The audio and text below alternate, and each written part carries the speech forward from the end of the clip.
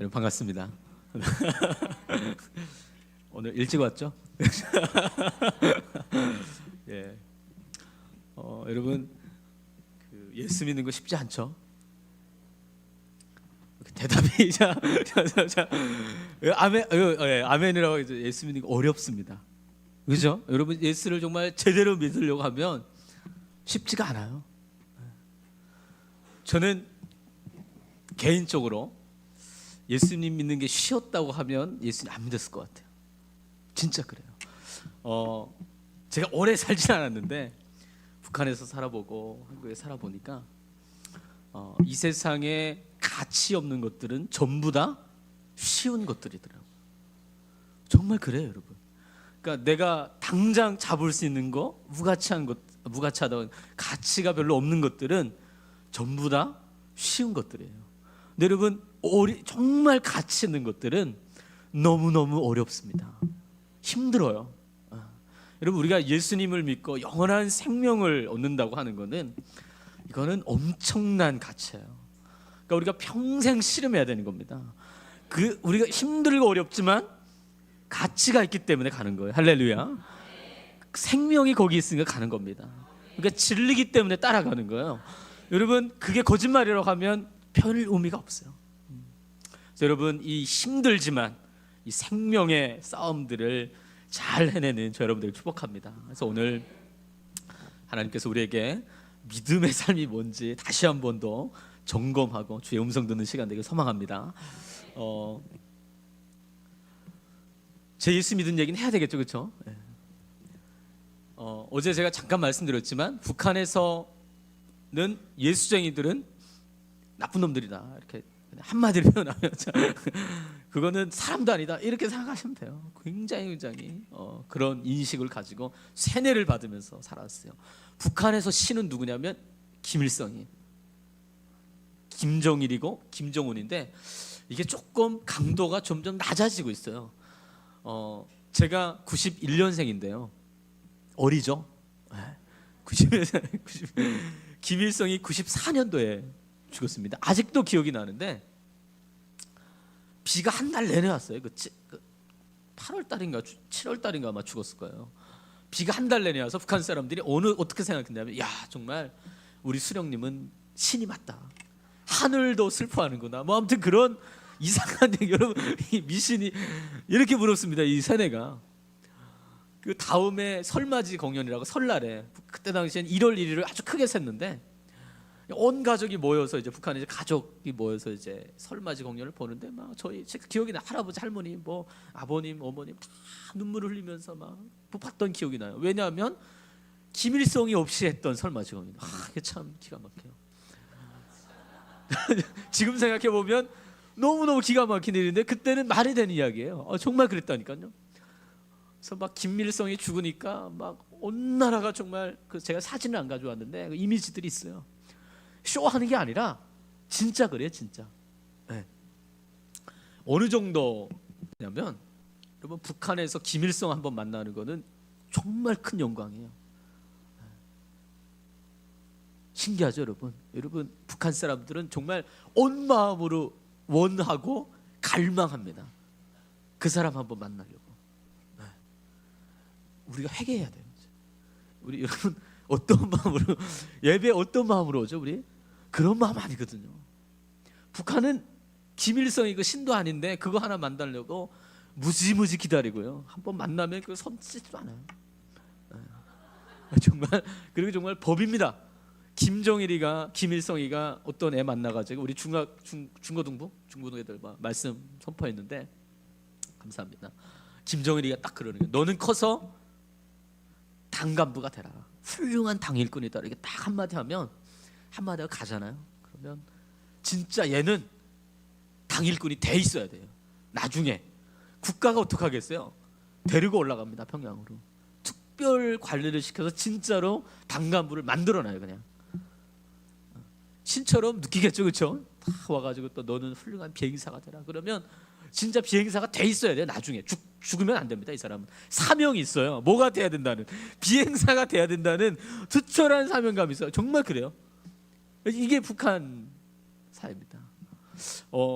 저도 굉장히 원했어요. 이게 북한 사회에서는 정말 이 김일성 일가가 신입니다. 예전에 그 2008년도인가요? 부산 아시안 게임 있었을 때 북한 응원단이 내려왔었는데 그때 아마 김대중 대통령과 김정일이 악수하는 사진인가요? 너무 아마 그 플랜카드가 떨어졌어가지고 비가 맞은 거를 응원단이 본 거예요.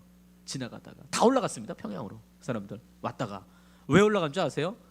그거 우리 장군님이 어떻게 떨어져서 비 맞는데 방치했냐 이거예요. 한국이 이해가 안 되죠, 그렇죠? 북한이 그래요. 북한이 그래요.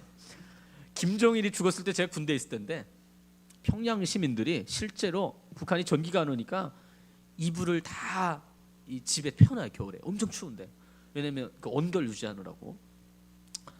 김정일이 가지고 운구차가 가는데 평양 시민들이 자기네 덮고 자는 이불을 다 꺼내다가 길에다 깔았어요. 시켜서 한 거 아닙니다. 이거 왜요? 우리 장군님, 우리 장군님 마지막 가는 길을 그냥 땅바닥으로 갈 수 없다 이거예요. 여러분 믿음이요. 오늘 믿음에 관한 이야기인데 우리는 저리 가라요. 우리 저리 가라니까요. 정말 여러분 이 사이비를 믿어도 이 정도예요. 장난 아니에요, 그렇죠? 그러니까 여러분 우리는 진짜 하나님을 믿는데 이 정도까지는 아니지만 우리의 믿음 한번 점검해볼 필요가 있어요. 우리의 믿음은 도대체 뭔가요? 제가 우리 친구들 참 우리 부서의 청년들 보면 늘 그런 생각할 때가 많아요. 이건 북한보다 못하다 이거. 이 공산주의자들보다 못하다. 여러분 뭐 비하하는 게 아니라 현실이 그렇다는 거예요. 우린 진짜 신을 믿고 진짜 하나님을 믿고 있는데 뭔가 우리의 믿음의 생명력이 사라지고 하나님을 향한 갈망과 은혜들이 사라져 버렸어요. 그러니까 너무 밋밋한 거죠, 우리의 믿음이. 오늘 이 시간에 하나님 우리의 삶에 식었던 그 믿음이 있다면 다시 회복해 주세요. 다시 하나님을 향한 강력한 하나님 백성 일어나는 시간을 소망합니다. 예수 안 믿었어요. 그 옆에 있는 삼촌이 교회 한번 가자고 해서 갔다가 시험 들었다 했잖아요. 저거 정말 미친 놈들이다. 그때 당시 그런 생각이 있었어요. 근데 다시는 교회를 가지 말아야 되겠다. 이렇게 이제 왔는데 하나원을 졸업을 해서 이제 3개월 있거든요. 국정원 3개월, 하나원 3개월인데 6개월 마치고 이제 나갈 때 우리 탈북민들은 국가에서 임대 아파트를 줘요. 하나씩. 그러니까 임대 아파트를 줍니다. 작은. 아마 이 수원에도 제가 많은 걸로 알고 있어요. 13평, 14평 정도 되는 아파트를 주는데 제가 의지할 사람이 아무도 없잖아요. 그래서 어디를 가야 될까 한참 고민했어요. 근데 옆에 있던 그 삼촌이 저를 정말 엄청 많이 챙기셨는데 너는 나랑 같이 안산 가서 교회를 좀 같이 다녔으면 좋겠다. 근데 제가 의지할 데가 없으니까 그래 그래도 이 삼촌이라도 한번 믿어봐야 되겠다 이런 마음이 있었어요. 그래서 안산에 신청을 했는데 집이 없다는 거예요. 집이 세 채인가 없는데 지원을 한 8명 9명 한 겁니다. 그래서 추첨을 했는데 제가 떨어졌어요. 저는 운이 굉장히 안 좋은 사람이에요. 운이 좋은 사람이 아니라 운이 무지무지 안 좋아요. 이게 되는 일이 없어요. 여러분 그런 분들 있지 않아요? 뭐 교회에서 추첨할 때 죽어도 깨다도 안 나오는? 저는 기대도 하지 않습니다. 교회에서 뭐 추첨을 안 받아요. 왜냐하면 안 나올 걸 알기 때문에 안 나옵니다. 떨어졌어요. 어떻게 해야 되지? 그래서 어디 그 안산에서 제일 가까운 동네가 어디냐 했더니 군포라는 데네. 군포시 알죠, 여러분? 3번 거기 이제 받았는데 이제 오늘 끝나고 이제 나가야 되는데 하나원 담당자가 저를 부르는 거예요. 불러가지고 집이 안 나왔으니까 20일 정도 기다리라는 거예요. 쉼터 같은 데 가가지고 화가 무지 났어요. 왜냐하면 여러분 저는 한국에 와서 자유롭길 원했거든요. 드디어 이제 지긋지긋한 이 하나원 생활 끝내고 자유로운 세상에 나가겠구나 했는데 갑자기 집이 안 나왔다는 거예요. 다 나왔는데 나만. 그래서 너는 저기 우정부저 끝에 포천이라는 시가 있어요. 포천. 거기에 쉼터가 있는데 거기 가서 20일 동안 기다리라는 거예요. 뭐 어쩌겠습니까? 하라니까. 터벅터벅 갔어요. 차 타고 갔는데 한 10명에서 한 15명 사람들이 탈북민들이 집이 안 나온 사람들이 이미 와 있었어요. 거기. 근데 그 쉼터가 어떤 쉼터였냐면 그 목사님이 하는 쉼터였어요. 목사님이. 그 목사님이 나이가 많으신 한 70이 넘으신 그 실향민 목사님이세요. 6.25 때 피난 오신. 좀 미치고 환장한 줄 알았어요. 왜냐하면 아침마다 성경을 읽히는데 여러분 그 예수님 안 믿어주는데 성경 읽으라고 하면 이 영적 싸움인 거 알죠? 여러분 우리 믿어도요 이 성경 읽으려고 하면 일이 있거든요. 뭐 그렇잖아요, 그렇죠? 여러분 성경 읽는 게 무지무지 어렵습니다. 이게 쉽지가 않아요. 믿지도 않는데 이 성경을 맨날 3시간씩 아침에 읽어대니 이게 얼마나 힘들었겠습니까? 죽는 줄 알았어요 정말. 근데 어떡하겠어요? 할아버지 같은 분이 하라고 하니까. 여러분 북한 얘기하셨죠, 그렇죠? 이 유교 문화가 몸에 있기 때문에 이 어르신들이 얘기하면 반드시 해야 되는 거예요. 싫어도. 그게 예예요. 북한은 싫어도 앉아 있는 겁니다. 뭐 모세 이야기부터 참 도저히 못 알아듣는 그런 얘기. 우리나라 문화도 잘 역사도 모르겠는데 그 생뚱 같은 이스라엘 얘기하니까 얼마나 힘들겠어요. 죽겠더라고요 정말. 어떻게 이 20일을 견뎌내야 되나. 여기서 열흘 정도 지났는데 이 목사님이 또 저를 좀 많이 이뻐하셨어요. 그래가지고 막 예배라는 데를 막 데리고 다니시는데 저 검은 받는 줄 알았어요. 그 있는 그 얼마 안 되는 시간 동안 너무너무 힘든 시간들을 지났는데 한 열흘 정도 딱 됐을 때요. 저녁밥을 먹고 있는데 목사님이 밥을 빨리 먹으라는 겁니다. 저한테 어디 갈 데가 있다는 거예요. 이 부흥회 같은데요. 이 비슷한 또 걸렸구나 오늘. 어떻게 또 가서 앉아 있나 이거. 너무 가기 싫은데 미치겠다. 너 어떻게 하겠습니까? 가자고 하니까 이제 밥 빨리 먹고 따라갔어요. 역시나 이제 부흥회 현장이었어요. 막 찬양 안에서 하고 얼마나 그 옛날 포천 옛날 교회 가지고 문도 나무 문이었어. 나무 문 아시죠? 이 나무 문. 어떡하지? 어떻게 2시간을 앉았지? 막 이렇게 가는데 문을 딱 여는데 찬양 인도자분이 열심히 찬양 인도를 하고 있었어요. 그 찬양 반복하는 게 제가 굉장히 싫어한다고 제가 어제도 말씀드렸습니다. 그 후렴 저것도 어떻게 듣고 있어야 되나. 근데 교회를 딱 들어갔는데 놀라운 일이 벌어졌어요. 갑자기 제 몸에 불덩어리 같은 게 딱 임하는 이상한 경험을 제가 한 거예요. 뭐지 이거? 앉아 있는데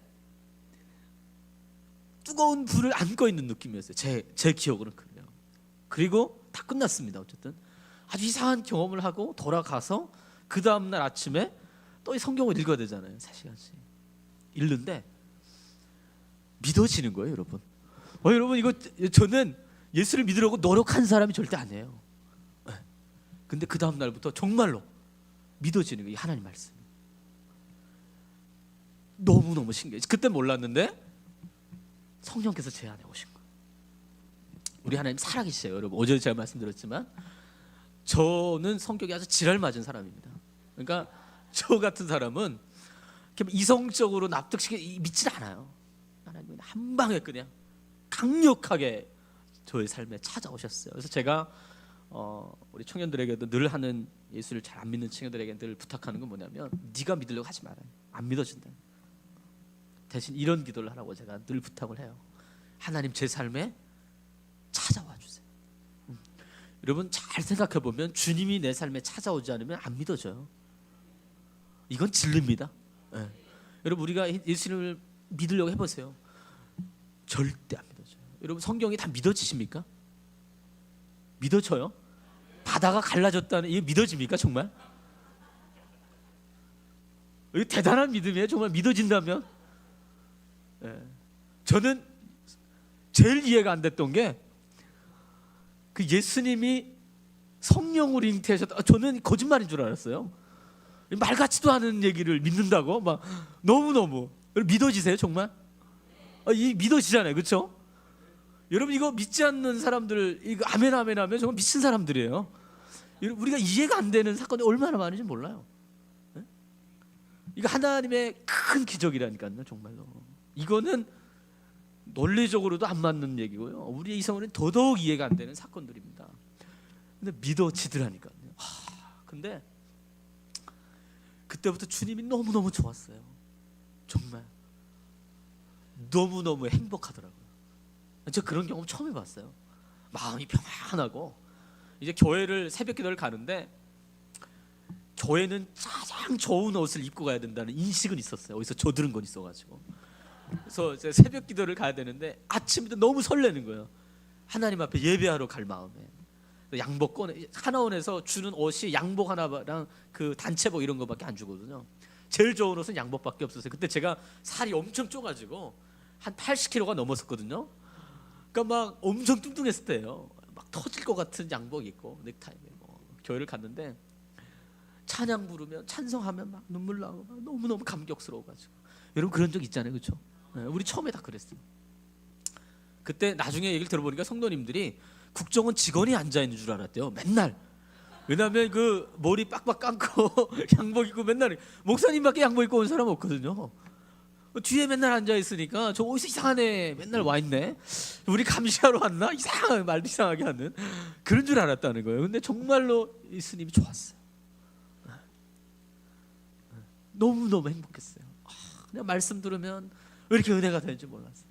그냥 정말 주님이 좋아서 정말 열심히 예배하고 눈물을 흘렸던 시간이 있었어요. 이런 믿음은 뭐냐면요, 제가 보니까 다시 돌아가는 거예요. 루터가 아주 유명한 얘기를 했습니다. 믿음은 앞으로 나가는 게 아니라 다시 돌아오는 거예요. 어디로? 예수 그리스도. 첫 마음으로 돌아오는 겁니다. 여러분 우리 예수님 만났을 때 얼마나 좋았어요, 그렇죠? 근데 이게 6개월을 못 가더라고요. 정말 그래요. 6개월을 못 가. 그렇게 좋았는데 너무너무 좋았어요.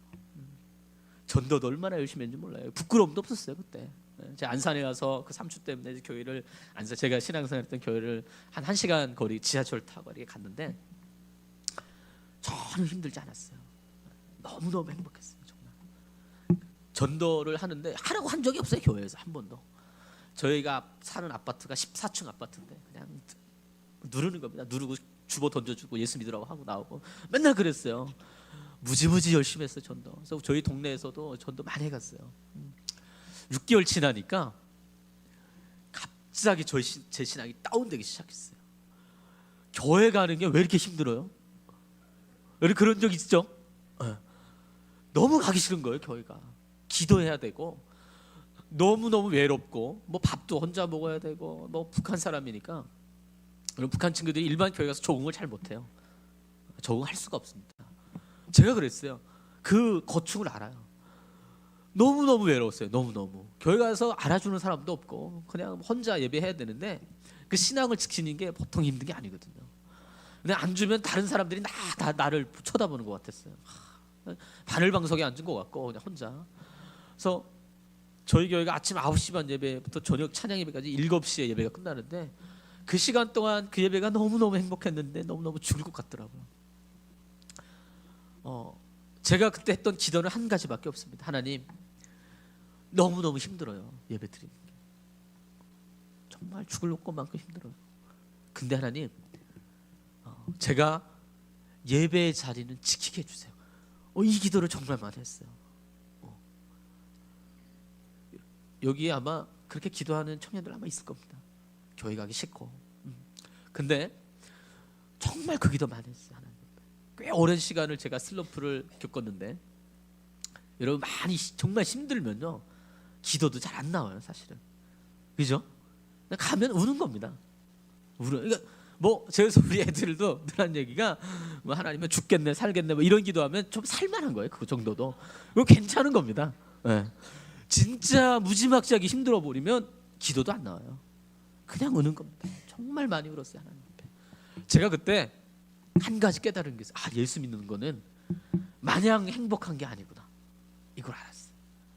예수 믿어도 외로울 수 있구나. 예수 믿어도 일이 안 될 때가 있는 거구나. 힘든 거구나. 예수 믿는 거는 무지무지 어려운 거구나. 그걸 알았어요. 그럼에도 불구하고 예수님이 생명이기 때문에 내가 쫓아가는 거구나. 제가 그 시간 동안 정말 많이 힘들었는데 주님이랑 정말 많이 친했었어요. 주님을 붙잡을 수밖에 없었어요. 정말. 그러면 살아갈 수가 없기 때문에. 살아갈 수밖에 없습니다. 여러분 우리 삶에 주어진 고난과 어려움 때문에 주님을 더 붙잡을 수 있다면 이건 복이에요. 정말 그래요. 근데 내 안에 세상적인 축복 때문에 하나님께 기도하지 않는다. 주님을 붙잡자. 이건 저주예요. 정말 그래요. 제가 서울, 대한민국에서 가장 잘 산다는 동네에서 목회를 하고 있잖아요, 그렇죠? 무지 잘 살아요, 그쪽 동네. 다 부자들이에요. 다 엘리트들이고. 근데 여러분, 그게 하나님을 더 붙잡지 못하는 계기가 된다면 이거는 복이 아닙니다. 제가 봤을 때. 아멘이죠, 여러분. 여러분 당당할 필요가 있어요. 진짜 복은 뭐냐? 오늘 우리 아이들이 고백했잖아요. 복 있는 사람은 뭐예요? 여호와의 율법을 즐거워하고 하나님 편에 있는 믿음의 사람이에요. 이게 진짜 복이에요. 그래서 고난 당할 때 우리가 명심해야 되는 건 뭐냐면 그 시간들을 통해서 더 주님 앞으로 갈 수 있다면 이거 정말 축복입니다. 여러분 이 세상에 구원의 은혜만큼 가장 큰 축복이 어디 있어요? 할렐루야. 여러분 오늘 우리 삶에 세상적인 것 때문에 우리의 믿음이 흔들렸다면 다시 하나님의 말씀으로 교정하는 시간을 축복해요. 제가 목회를 해보니까 우리의 신앙이요 우리의 삶과 연결돼 있어요. 참 신기해요, 그렇죠? 여러분 잘 생각해 보세요. 건강하고 사업도 잘 되고 자녀들도 알아서 축척 크고 장학금 받아서 공부하고 알아서 결혼하고 이러면 성령 충만해요. 아닌가요? 자, 할렐루야란 말, 할렐루야. 하나님께 복 받은 사람이에요. 그러면 교회 열심히 나올 수 있고 기도 열심히 할 수 있어요. 헌신 무지무지 잘할 수 있습니다. 신앙이 좋아질 수 있어요. 하나님 살아계신 것 같거든요. 근데 하는 일마다 안 되고 아프고 자녀들도 막 내 뜻대로 안 되고 정말 기도가 이러면 어때요 우리? 하나님 없는 것 같아. 우리 청년들도 마찬가지입니다. 우리 대학생 우리 청년들 보면 직장에서 정말 힘들고 어려우면 신앙도 같이 다운돼 버려요. 내가 계획했던 대로 삶이 풀어지지 않으면 하나님 앞에 캐슈천들을 가지고 있는 겁니다. 예수 믿으면 잘 된다고 우리가 배웠는데 그죠 여러분? 이게 안 되는 거예요. 이 삶의 현실, 이 실존의 문제가 너무너무 어려운 겁니다. 자기 삶도 힘든데 말씀을 붙잡고 살아간다는 이게 보통 힘든 게 아니에요. 이 청년들에게 이 친구들이 엄청난 딜레마들이 막 찾아오기 시작합니다. 근데 여러분 잘 생각해 보세요. 제가 우리 그 부서의 청년들을 만나다 보면 다 힘들어요. 참 신기한 노릇입니다. 이거 안 힘든 애가 없어요. 이거 어떻게 된 노릇인지 모르겠어요. 의사들도 힘들고요. 참 그래요. 뭐 대기업 다니는 청년 안 힘들어야 돼. 그 애도 힘들어. 뭐 간호사 하는 애는 막 죽겠다고 하고 뭐 다 힘들어요. 왜 이럴까? 들어봤더니 여러분 참 신기한 게요. 예수님 때문에 힘든 친구는 단 한 명도 없어요. 참 딜레마예요, 여러분. 여러분 왜 힘드십니까? 다 뭐 때문에 힘들어요? 세상적인 것 때문에 힘들더라고요. 연애 못해서 힘들고, 뭐 결혼 못해서 힘들고, 뭐 잘 안 풀려서 힘들고, 뭐 또라이 같은 상사 때문에 힘들고, 아무튼 다 여러분 제가 캐스천인데 그런 거는요 예수 안 믿어도 힘든 겁니다, 사실은. 근데 교회 다니면 좀 달라야 되잖아요, 그렇죠? 복음 전하다가 박해받고 이런 게 아니에요. 예수님의 이름 때문에 말씀을 지키기 위해서 힘든 건 없어요, 별로. 여러분 우리가 이 정도의 신앙이에요. 제가 늘 우리 애들에게 하는 얘기, 이 정도 영성 가지고 북한 못 뚫는다. 여러분 잘 생각해 보세요. 통일되면 북한에 어떤 교회를 여러분 세우고 싶으세요? 어떤 교회가 세워지게 해달라고 기도하십니까, 여러분? 하나님의 말씀의 능력으로 주님의 복음을 붙잡는 하나님의 사람들, 그 사람들이 모여서 주님이 우리의 왕이시고 주가 되심을 고백하는 그런 믿음의 공동체가 세워지길 원하지 않으세요, 여러분? 돈 가지고 올라가서 시스템 가지고 올라가 세울 거 아니잖아요, 그렇죠? 근데 우리가 그렇게 살고 있지 못하는 거예요. 이게 참 이상한 현상이에요. 그러니까 하나님께서 통일을 주시지 않는 이유가 있어요, 정말. 뭘 회복하라고? 믿음 다시 회복하라고. 진짜 믿음을 회복하라는 거예요. 여러분, 저는 제가 생각하는 하나님의 백성들은 이런 사람입니다.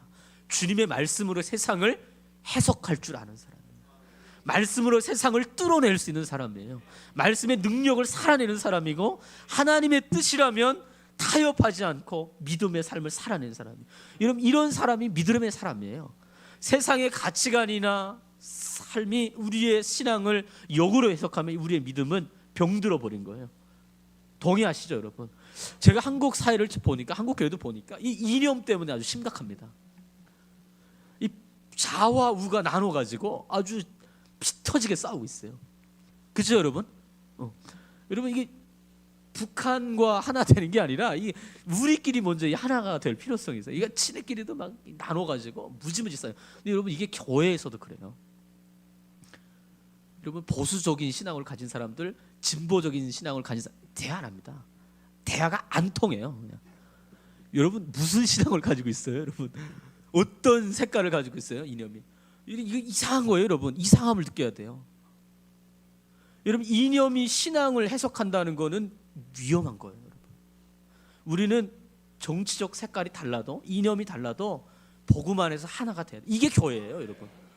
이건 아멘이에요. 여러분 그렇지 않다면 우리 회개해야 됩니다. 하나님 나라는 복음의 능력은 강력할 뿐더러 하나됨을 힘쓰는 거예요. 경험이 어땠든 그 사람의 배경이 어땠든 예수님 안에 오면 주님 안에서 하나가 되는 거예요. 할렐루야. 북한 사람이 오든 뭐 동남아 사람이 오든 한국에서 살다 온 사람이 오든 주님의 교회만 오면 우리는 다 한 형제고 자매예요. 왜? 예수님이 그렇게 말씀하셨어요. 여러분 잘 들어야 돼요. 이념 때문에 싸우지 마세요. 제발 부탁입니다. 이 교회는 우리의 신앙은, 우리의 복음은 그거를 뚫고 넘어가는 거예요. 그걸 넘어가는 겁니다. 공산주의자들도 하나님 앞에 오면 다 회개하고 하나님 앞에 하나님의 사람이 되고 우리가 한 형제가 되는 거예요. 여러분 그런 능력이 있을 때, 저는 통일됐을 때 그 사람들 품을 수 있다고 믿어요. 우리끼리도 안 되는데 이거 어떡하겠습니까? 이거 심각한 거예요. 축복합니다. 하나님 이 교회는 남녀노소 빈부귀천 이념의 모든 것들이 주님의 은혜 안에서 하나 되는 교회를 주세요. 분열이 아니라 주님의 말씀 붙잡고 하나됨을 힘쓰는 거예요. 여러분 그런 공동체가 강력한 거예요. 강력한 거예요. 할렐루야. 네. 자 그럼에도 불구하고 우리가 이 땅을 살아갈 때 이해되지 않는 사건들이 많이 있습니다. 지금 이스라엘에서 전쟁이 일어나고 있고요. 북쪽에서 우크라이나 전쟁이 지금 1년 넘게 지금 하고 있어요.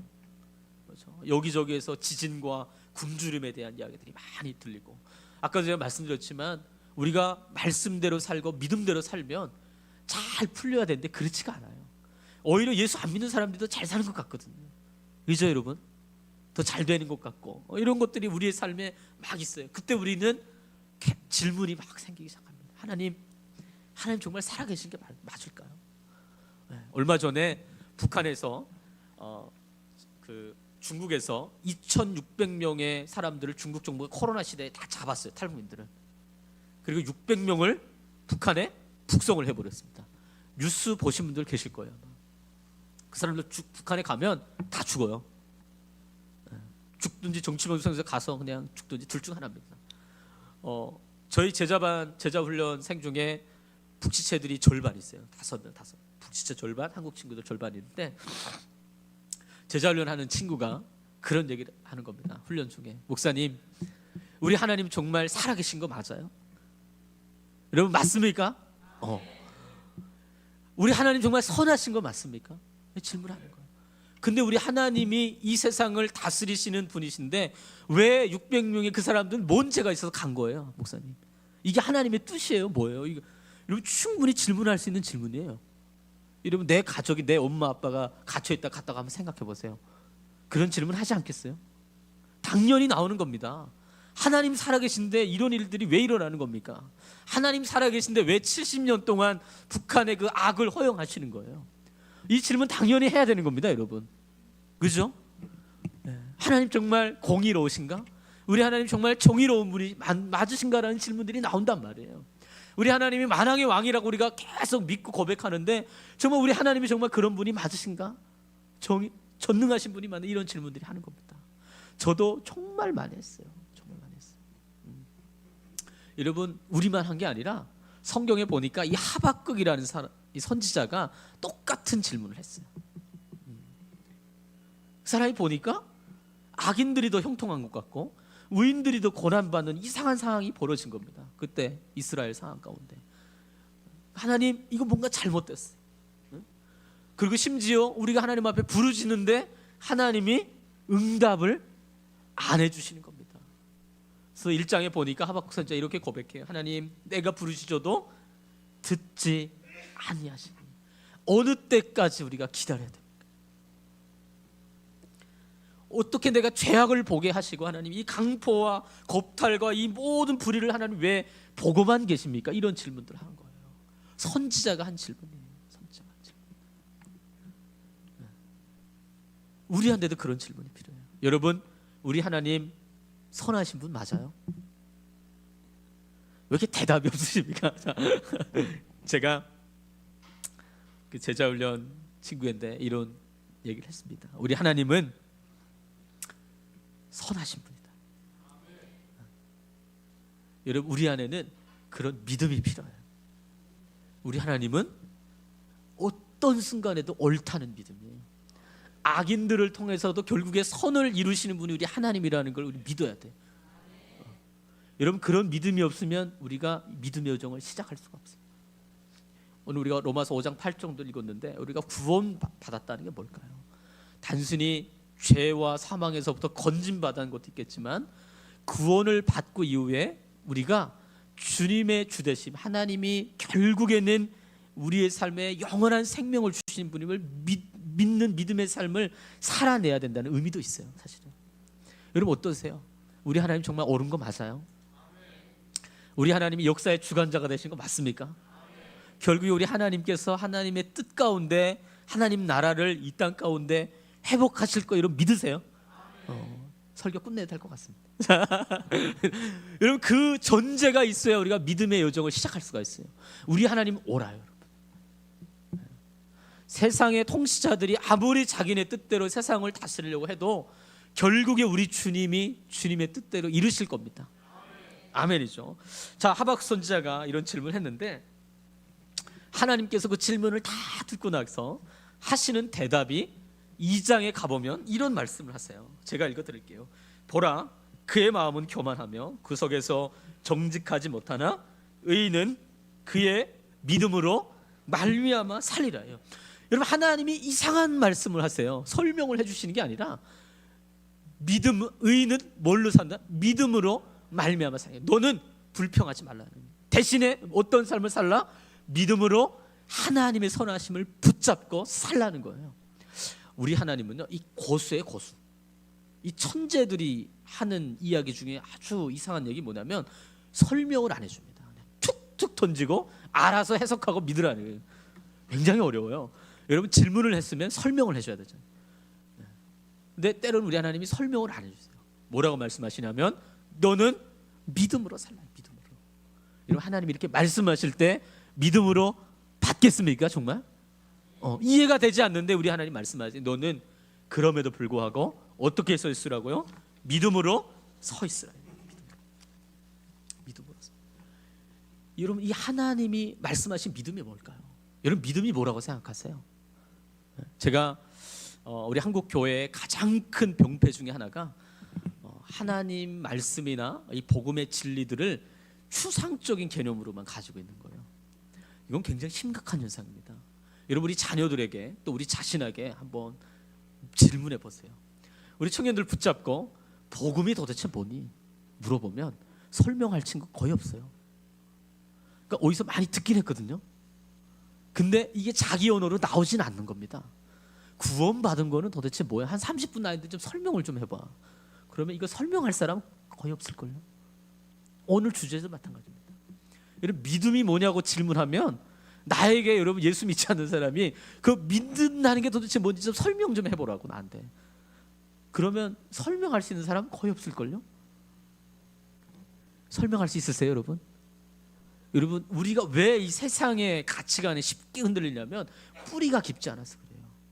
설명을 못 해내는 거예요. 그냥 믿어, 그냥 와봐, 그냥 이상이하다네. 근데 그게 정답이긴 해요. 그죠? 이성적으로 닥치고 와, 그냥. 때로는 이게 필요할 때도 있어요, 여러분. 근데 여러분, 그게 전부 아니에요. 우리가 하나님을 정확하게 알고 따라가야 돼요.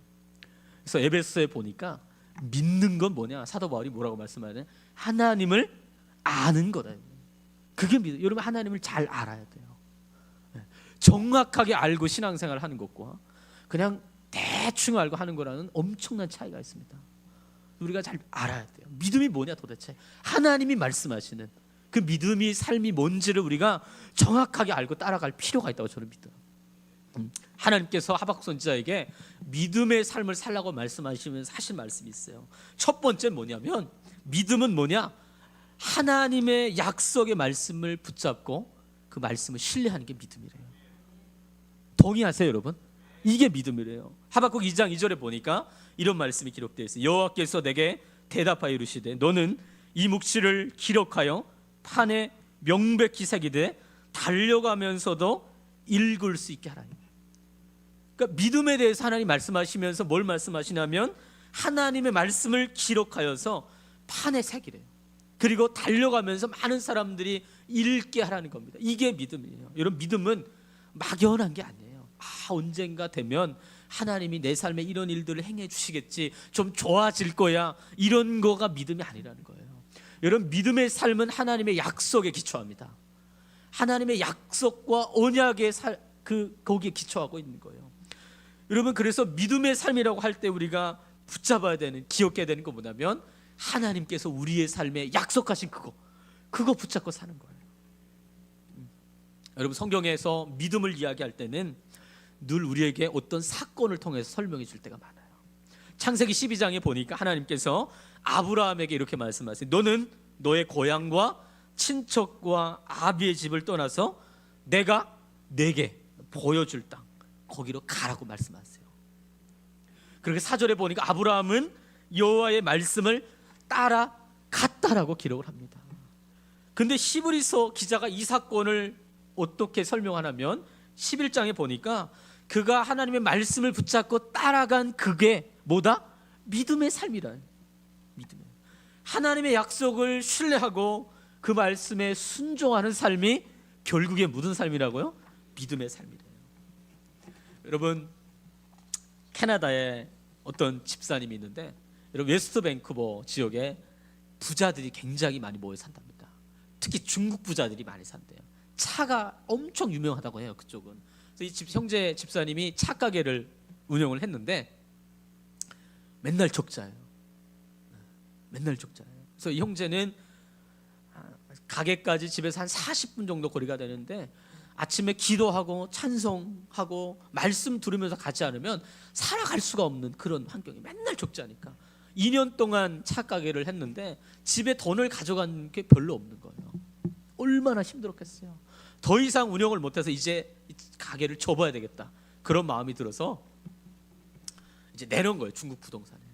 그랬더니 부동산 업자가 와가지고 하는 얘기가 뭐냐면, 당신 거짓말 한마디만 해주면 내가 이 시세에 10만 달러를 더 얹어주겠다. 10만 달러.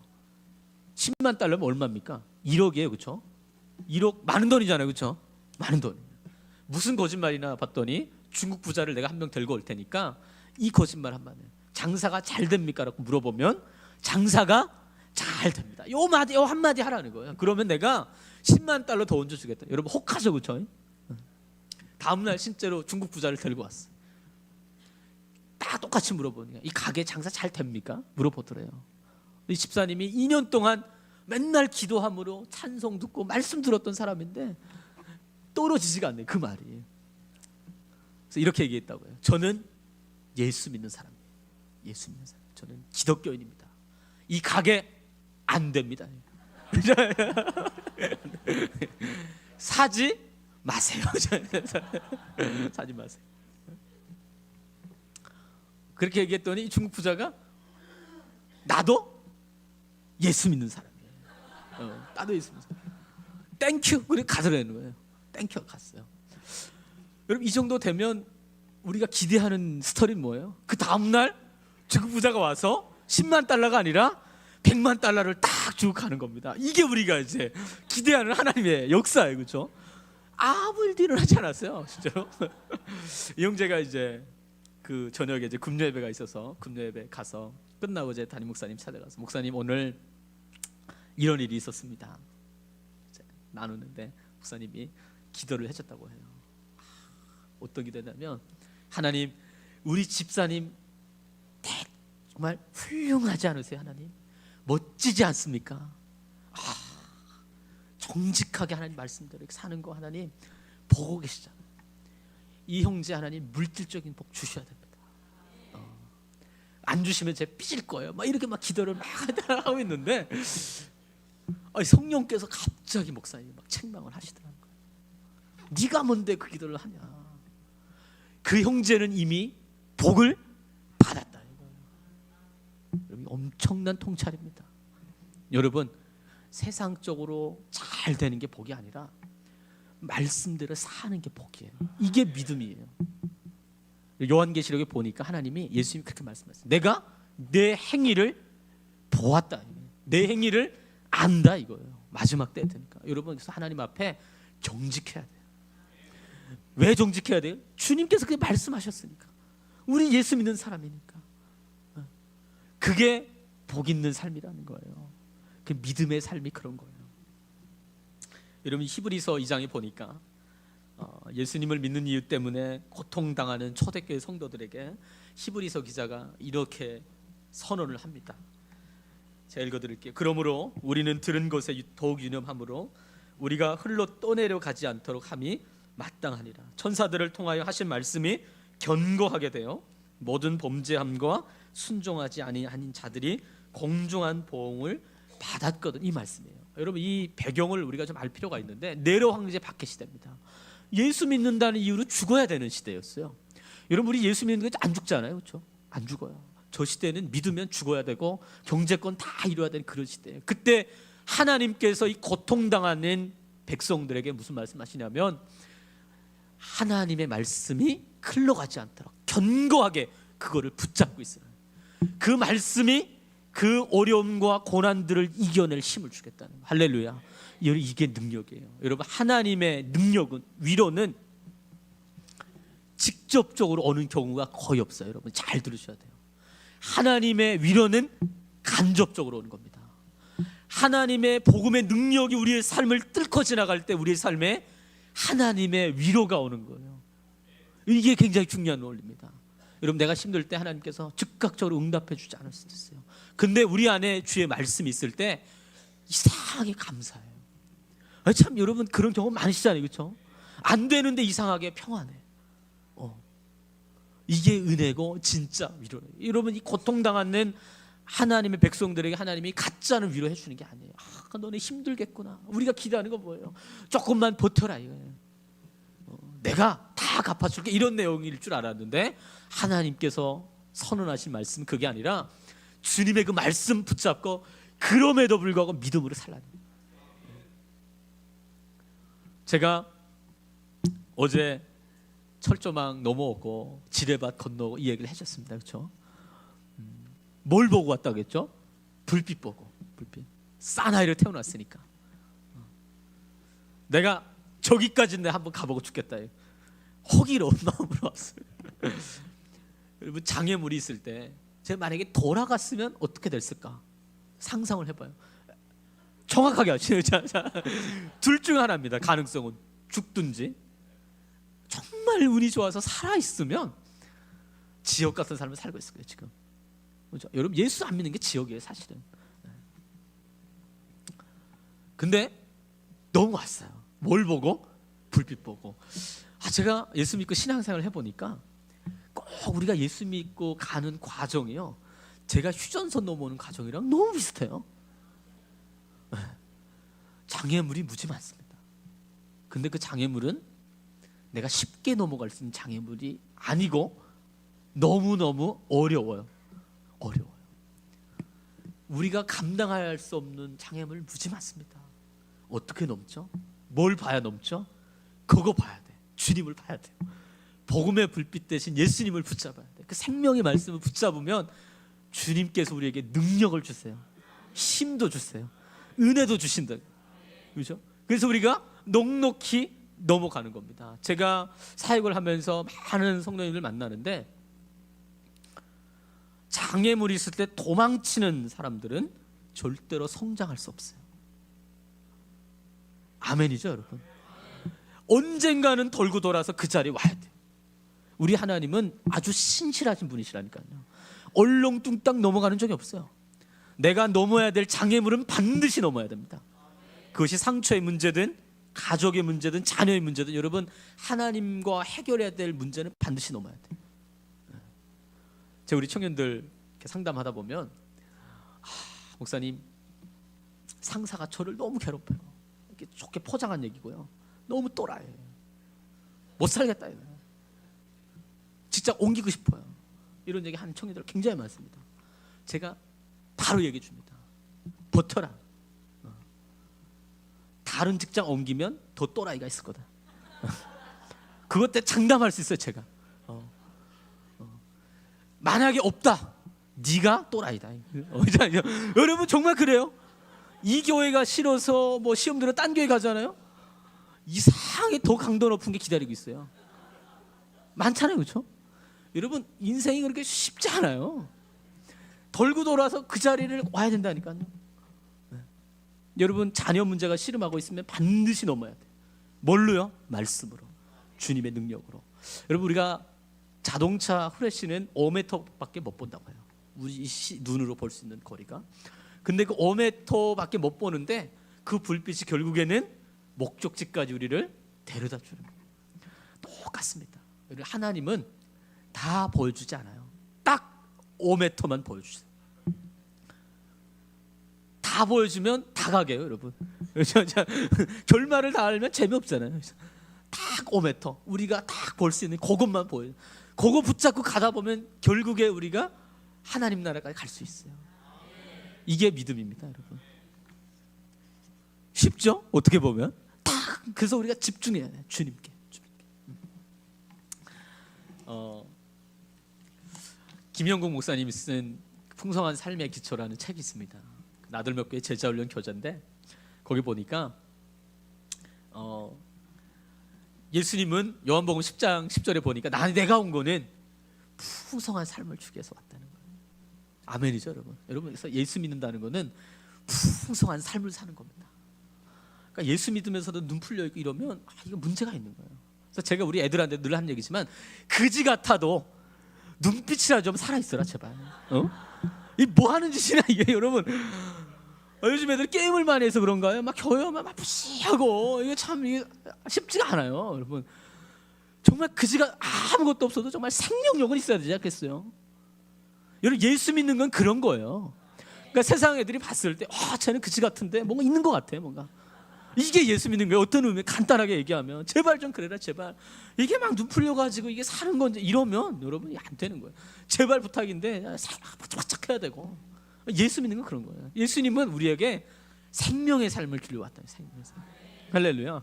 근데 우리가 생명의 이 풍성한 삶을 누리지 못하는 이유가 세 가지로 요약하는데 첫 번째가 뭐냐면 우리가 예수님의 말씀을 그대로 있는 그대로 받아들이고 믿지 않기 때문에 그래요. 이거 중요한 내용이에요. 여러분 하나님의 말씀을 있는 그대로 우리가 믿지 못하는 거예요. 그대로 믿으면 하나님의 풍성한 삶이 임하는 거예요. 하나님의 약속을 신뢰해 보세요, 여러분. 정말 주님을 진짜로 한번 믿어 보세요. 우리의 삶에 주님이 예배해진 풍성한 삶이 풀어지길 소망합니다. 아멘이죠, 여러분. 북한사 가신 이상 목사님 제가 간증을 들은 적이 있는데 1995년도의 이야기래요. 참 많이 지난 얘기인데 미국에서 이제 어떤 형제에게 전화를 받고 빨리 와달라고 갔더니 탈북한 한 20몇 명의 사람들이 좀 만나고 싶다. 그래서 나갔더니 할아버지 4명이 이렇게 나왔더래요. 그래서 만나서 왜 한국에 오려고 하세요? 물어보니까 딱 이 얘기 한마디 하더래요. 나 찬송 한번 마음껏 불러보고 싶어서 한국 가고 싶다. 여러분 얼마나 축복받은지 모르겠어요. 어제 찬양 많이 하셨죠? 여러분 북한 할아버지 4명이 이거 시컨 불러보고 싶다고. 이거 회개가 되시죠, 여러분? 죄송합니다. 그러면서 언제 오시겠어요? 그러니까 빠를수록 좋다. 빠를수록. 몇 명 정도 되세요? 어른 애들 다 있어서 한 몇십 명 된다는 거예요. 도와드리겠습니다. 그랬더니 이 할아버지가 딱 한마디 하죠. 잠깐만 기다려야 돼. 내 하나님 앞에 가서 좀 물어보고 오겠다. 동굴에 가서 이제 기도를 하고 한 30-40분 있다 돌아오시더래요. 뚜벅뚜벅 걸어오시더니 하는 얘기가 내가 하나님 앞에 기도했대요. 하나님, 저 미국에서 온 목사가 우리 도와준다고 하는데 따라갈까요? 그랬더니 하나님이 이렇게 말씀하시대요. 내가 능력이 없어서 너희를 북한 땅에 남겨주지 않냐. 이 할아버지가 하나님 굶어 죽는 것도 하나님 뜻이에요. 우리가 예수 믿다가 잡혀서 수용소에 끌려가 죽는 것도 하나님 뜻이에요. 막 질문을 퍼부었다는 거예요. 근데 하나님이 이런 그 마음에 감동하시. 몰라서 묻냐? 몰라서. 몰라요. 여러분 이해가 되세요? 몰라서 묻냐? 그거. 이 말 한마디에 이 할아버지가 하나님 저희 다시 북한으로 돌아갈게요.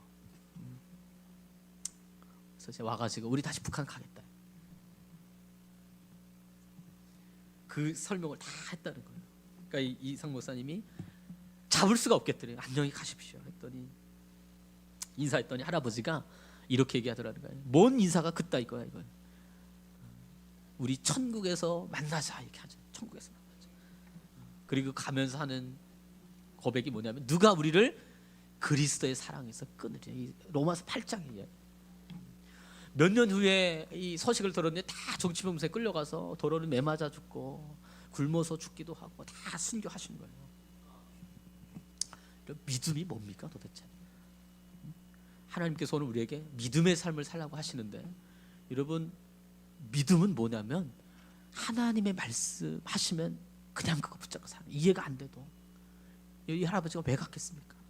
우리 하나님이 옳다는 믿음이 있기 때문에 우리 하나님이 생명이라는 믿기 때문에 세상에 썩어질 이 껍데기만의 우리의 삶이 전부가 아니라는 믿었기 때문에 정말 하나님 나라가 어떤 것인지 정말 믿었기 때문에 가는 겁니다. 육체의 고통을 뛰어넘는 하나님의 생명이 있기 때문에 그래요. 이게 믿음이에요. 여러분 천국이 정말 있다고 믿으세요? 그 나라가 정말 좋다는 거 믿으세요?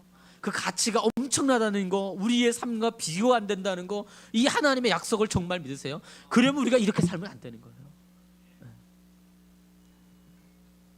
여러분 하나님께서 뭘 약속하셨을까요? 이사야 9장에 보니까 하나님이 이렇게 말씀하셨어요. 그 정사와 평강이 도함이 무궁하며 또 다윗의 왕자와 그의 나라가 나라에 군림하며 그 나라를 굳게 세우고 지금 이후로 영원히 정의와 공의로 그것을 보존할 것이라.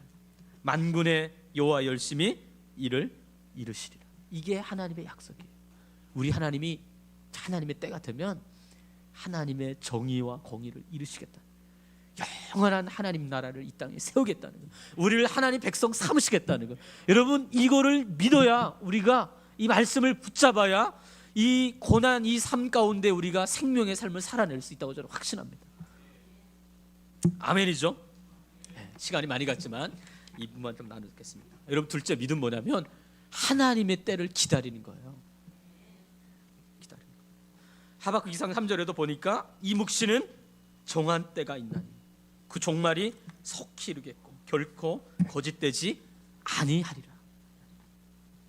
믿음은 뭐냐면 기다리는 거예요. 기다리는 거. 언제까지요? 끝까지. 언제까지요? 응답될 때까지. 여러분 확실한 기도 한 가지 있어요. 뭘까요? 하나님이 응답해 주실 때까지 기다리는 거예요. 이거 확실한 거예요.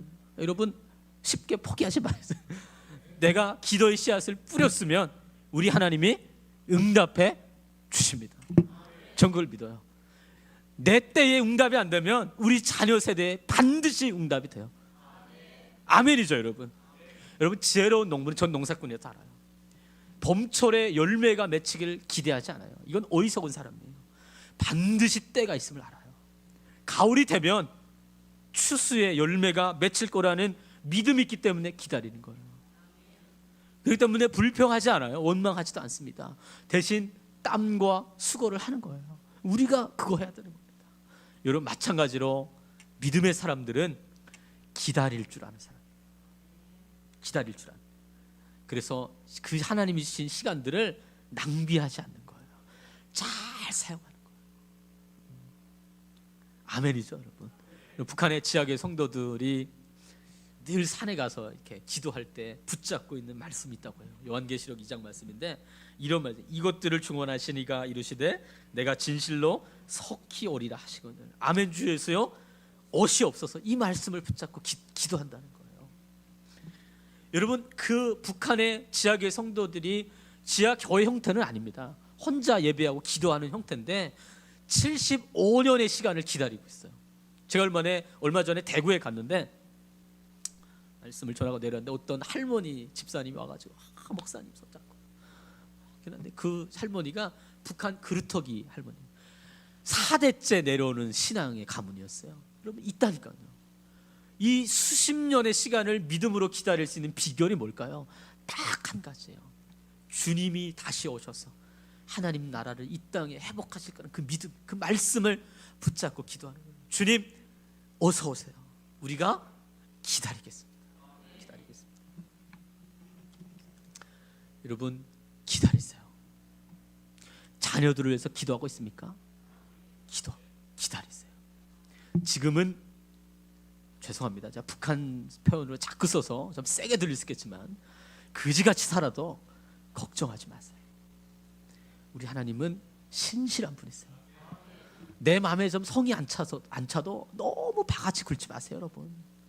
부탁드립니다. 여러분 제가 사역을 해보니 옳고 그름을 따져서 변화되는 족속은 한 명도 본 적이 없어요. 신기하더라고요, 정말. 너 이거 잘했니 잘못했니 이렇게 얘기해가지고 되는 일을 제가 본 적이 없어요. 언제 변합니까 우리 애들이? 그럼에도 불구하고 기도해주고 또 사랑해주고 품어주고 기다려주고 그때 애들이 변해요. 참 신기해요. 이게 하나님 나라의 원리예요. 그래서 중요한 거는 예수님이 하나님이 그 일을 그렇게 하고 있어요. 하나님 공의의 잣대로 하면 우리 다 죽어야 됩니다. 사실 이 개같이 아니죠. 자 이런 얘기 하지 맙시다. 이렇게 개떡같이 사는데 여러분 우리의 삶을 보세요. 하나님의 정의의 잣대로 하면 다 죽어야 되는 겁니다. 바로 그냥 너 어디 이딴 식으로 사냐 이거지. 내가 그렇게 은혜를 줬는데 그러니까 우리 주님 늘 기다리세요. 괜찮아. 내 사랑으로. 근데 아버지의 사랑 안에 갈 때 우리가 회복되고 다시 살아요. 제가 딸아이가 한 명 있다 할 때 어제 말씀드렸나 모르겠네요. 아내랑 늘 그 얘기합니다.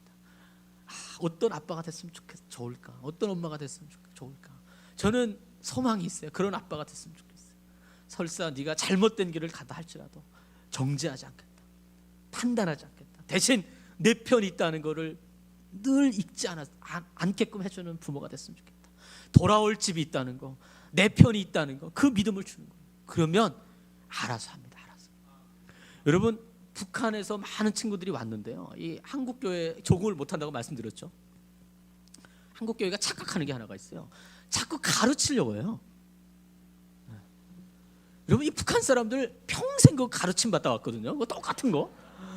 그거 싫어서 온 사람들이에요. 어떻게 보면 교회 왔더니 그 비슷한 거를 계속 얘기하는 겁니다. 이거 미치고 환장할 노릇이에요 이거. 그거 싫어서 왔는데 교회 분위기랑 비슷합니다 북한이. 진짜 그래요. 이거 미치고 이거 그거 싫어서 왔는데 꽉 왔더니 막 그거 계속 하는 거예요. 너무너무 힘들어하는 거예요. 너무너무. 제발 제가 늘 하는 얘기 제발 부탁인데 가지 마라. 대신에 사랑해 주면 돼요. 여러분 그냥 기도해 주면 돼요. 그러면 하나님이 알아서 사명도 주시고 은혜도 주시고 알아서 가는 겁니다. 우리 자녀들도 마찬가지예요, 여러분. 하나님이 그들의 아버지가 되어준 이게 우리가 해야 될 일이에요. 우리가 언제까지 책임질 수 있습니까? 우리 애들 못 책임져요. 우리가 할 수 있는 아이들이 아니에요. 우리 알잖아요. 게임하는 거 하지 말라고 안 합니까? 뒷구녕 가서 다 합니다. 정말 그래요, 여러분. 지네 할 거 다 한다니까요. 몰래 우리 애들이 얼마나 똑똑한데요. 안 되더라고요. 안 돼요. 믿는다는 건 뭐냐면 주님을 신뢰하고 기다리는 거예요. 그때 주님의 역사가 일어나는 거예요. 할렐루야. 아멘이죠.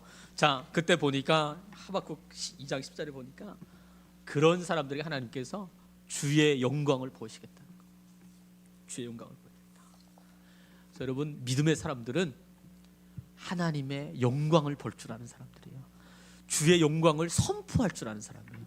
여러분 이 땅에 소망이 없다라는 얘기를 참 많이 듣습니다. 요즘에 제가 참 한국에 오니까 왜 이렇게 정신병자들이 많아요. 참 이게 여러분 그런 생각 참 많이 들지 않으세요? 이렇게 죽는 사람들은 왜 이렇게 또 많아요? 또 제가 깜짝 놀랐는데 이게 막 자살률도 높다고 하고 막 이게 참 왜 이럴까? 이 세상이 점점 악해가고 있나? 모르겠어요. 정말 보고 있으면 이 부끄러움을 모르는. 요즘에 또 마약 때문에 또 너무너무 참 희한한 세상이에요. 소망이 없다고 말하는, 교회도 소망이 없다고 말하는 시대예요. 참 우리 자녀들 보면 너무너무 그냥 기도보다 한숨이 많이 나오잖아요. 근데 여러분, 믿음의 사람은 현상을 보는 사람이 아니에요. 하나님을 집중하는 사람들이에요. 그래서 주님이 행하신 일들을 미리 끌어당겨서 선포할 줄 아는 사람이 믿음의 사람들이에요. 왜? 주의 영광을 보기 때문에. 할렐루야. 저는 우리 토요일마다 우리 애들 데리고 2시간씩 기도하는데 꼭 기도할 때 그런 기도합니다. 하나님, 하나님의 영광을 이 땅에, 북한에, 열방에 선포하게. 그냥 하는 거예요. 이 시대와 상관없이 그냥 선포하는 겁니다. 왜? 우리 하나님 듣고 응답해 주시기 때문에 그래요. 여러분, 민수기에 보면 12명의 정탐꾼들을 모세가 가나안에 보냅니다.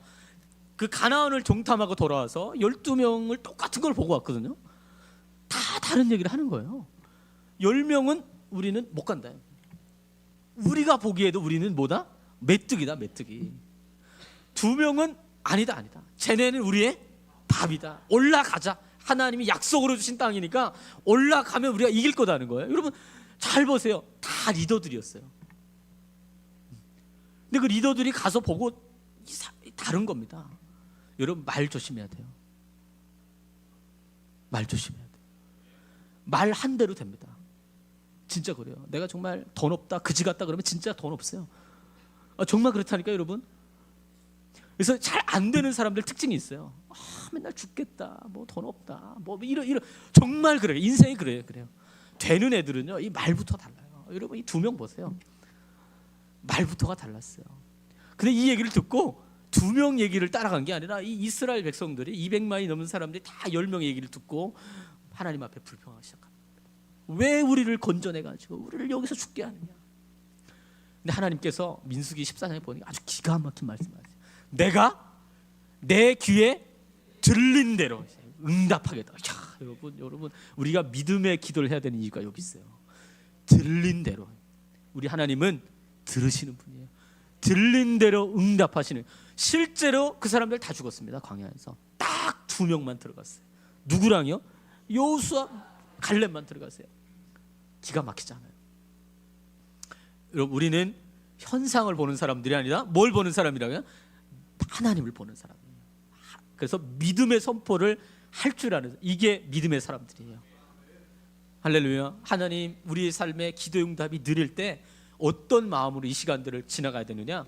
주의 영광을 선포함으로, 하나님 나라를 믿음으로 선포함으로. 그래서 우리 자녀들에게 마음껏 축복하세요. 왜? 하나님이 우리에게 권한을 주셨어요. 그리고 하나님께 들린 대로 응답해 주실 거예요. 아멘이신가요, 여러분? 그래서 여러분, 이 반석중학교에는 이 마지막 때에 믿음의 공동체 되기를 소망합니다. 다 안 된다고 하면 여기는 된다고 얘기해야 돼요. 우리가 하는 게 아니라 누가 하시나? 우리 하나님이 살아계시기 때문에. 그러면 여러분, 반전의 역사가 있을 거예요. 할렐루야. 저도 선포합니다. 맨날 하나님, 우리 세대에 통일 주세요. 우리 세대. 언제까지 하나님 이양 주실 거면 우리 세대에 주님의 영광을 좀 보여주세요. 할렐루야. 우리가 그런 기도 무지무지 하고 있어요. 저는 확신합니다. 적어도 하나님이 우리 세대에는 북한에 올라가서 하나님 나라 선포할 그날이 올 거다. 할렐루야. 여러분, 뭐 남들이 뭐라고 하든 상관없어요. 그냥 우리 선포하는 겁니다. 왜? 우리 하나님 살아계시기 때문에. 우리 자녀들에게도 마찬가지. 우리 공동체 하나님 정말 이상한 기도를 했습니다. 대통령도 나오게 하시고, 조만식 장로 같은 지도자도 나오게 하시고. 할렐루야. 그 기도해야죠, 여러분. 누가 하겠습니까? 누가 하겠어요? 우리도 안 하는데 누가 자녀들을 위해서 기도하고 민족을 위해서 기도하겠냐고요, 여러분. 근데 우리 주님은 믿음의 사람들을 좋아해요. 좋아합니다. 아멘이죠. 그 믿음의 근거는 예수 그리스도예요. 시간이 많이 가서 마무리 좀 하도록 하겠습니다. 사무엘상에 보니까 이스라엘과 블레셋 간에 전쟁이 일어났어요. 골리앗이라는 사람이 나타나가지고 제안을 하나 합니다. 너네 대표 하나 나오고 우리 또 대표 하나 나가서 전쟁해서 전투해가지고 이기는 쪽이 승리하는 걸 하자. 만약에 너네가 지면 너네 모든 백성은 우리 밑에 들어오고, 너네가 이기면 우린 너네 밑에 들어가겠다. 이 얘기예요. 근데 성경에 보니까 다 두려워서 떨었다는 거예요. 다윗이 형들 아버지 심부름하러 왔다가 그걸 봤어요. 그리고 사무엘상 17장 32절에 보니까 다윗이 사무엘에 가서 아주 기가 막히는 얘기를 합니다. 왕이요 낙심하지 마소서. 내가 제 블레셋 애랑 싸우겠다는 거예요. 여러분 10대에 10대 이런 겁니다. 담임 목사님이 너무 붕이 안 돼서 상심에 잡혀 있는데 우리 저기 파란 조끼 입은 한 10대 정도 될 것 같아요, 그렇죠? 그렇죠, 제 머리 돌려 저 친구가 다 오늘 목사님한테 찾아오는 그런 겁니다. 딱 손잡고 목사님 두려워하지 마세요. 낙심하지 마십시오. 내가 저 블레셋 저 싸우겠다. 여러분 이해가 되세요? 이거 말도 안 되는 이야기입니다. 이거 말도 안 되는. 여러분 왕은 누구예요? 이스라엘의 왕은 누굽니까? 사울이에요. 사울. 군대 수십만 가지고 있고 왕이 권력 다 이 사울이 가지고 있어요. 그죠? 왕 같은 말을 하는 사람은 누구예요? 그 다윗이에요. 다윗. 야, 여러분 그로부터 다른 거예요. 아무것도 아닌데 딱 믿음의 사람은 이런 사람이에요. 제가 어제도 얘기했잖아요. 애들 무시하지 말라고. 에? 애들 무시하지 마세요. 우리보다 그릇이 클 수가 있어. 여러분 근데요 그 10살짜리가 10대 애가 골리앗을 때려눕히는 겁니다. 여러분 우리가 믿음의 여정을 시작할 때 인식해야 되는 건 뭐냐면 우리 이미 이긴 전쟁을 하고 있어요. 이긴 전쟁. 자 보세요. 다윗이 이겨서 전쟁이 끝났습니다. 이스라엘 백성들이 한 게 있어요? 없어요? 없어요. 아무것도 없습니다. 한 거는 하나밖에 없어요. 자기네가 누구 편에 있었다는 거? 다윗 편에 있다는 거. 딱 그거 하나예요. 여러분 하나님이요 사단한테 제안을 하나 하는 겁니다. 너네 대표 하나 나와. 그리고 하나님 나라의 대표는 예수님을 내보냈어요. 십자가에서 이겼어요. 이미. 우리가 한 거 있어요? 없어요? 없어요. 아무것도 없다니까요. 우리가 누구 편에 있다는 이유만으로 예수님 편에 있다. 여러분 그래서 줄 잘 서야 됩니다. 여기 지혜로운 사람이에요. 그러니까 여러분 줄 잘 서 있는 사람은 아무것도 안 하고도 이길 수 있어요. 그래서 여러분 담임 목사님께서 기도 많이 해주셔야 됩니다. 여러분 목사님 잘 만나고 영적 축복해요. 그냥 내가 아무것도 안 해도 그 그룹에만 있어도 복 받는다니까요. 여러분 할렐루야. 여러분 이 공동체는 그런 교회 믿습니다. 믿음은 뭐냐? 줄 잘 서는 거예요. 여러분 이런 얘기가 있잖아요. 실력이 없으면 눈치라도 있어라. 할렐루야. 자, 줄 잘 서는 거예요, 여러분. 예수님 편에 딱 서 있으면 그게 믿음이에요. 실제로 그렇다고요. 우리가 뭘 할 수 있습니까? 우리 모두가 주님 편에 서 있는 하나님 백성들 다 되기를 원합니다. 그래서 내가 싸우는 게 아니라 우리 주님이 싸울 수 있도록 기도도 그렇게 하고 우리의 삶도 그렇게 내어드릴 때 우리 주님이 역사하는 겁니다. 하나님 이런 사람 좋아하세요? 할렐루야. 네, 기도하겠습니다. 하나님 우리를 구원해 주시고 또 믿음의 삶으로 초대해 주셔서 감사합니다. 하나님 이 땅의 삶이 고통스럽고 정말 눈물뿐인 인생이 아니라 하나님 우리가 믿음의 삶을 살기 원합니다. 왜냐하면 우리의 인생에 예수님이 함께하기 때문입니다. 하나님 그래서 우리의 인생이 늘 불평과 원망이 아니라 믿음으로 주의 약속을 붙잡고 때로는 하나님 나라를 선포하고 주의 영광을 담대하게 고백하는 하나님 백성들, 우리 삶에 늘 감사와 찬송의 고백으로 주님께 올려드리며 나아갈 수 있는 하나님의 자녀들 다 되게 하여 주시고 특별히 하나님 우리의 믿음의 근원이 예수님께 있음을 붙잡고 늘 하나님 편에 서서 그렇게 살아갈 수 있도록 성령님 우리의 삶을 붙잡아 주시고 인도하여 주시옵소서. 예수님 이름으로 기도드립니다.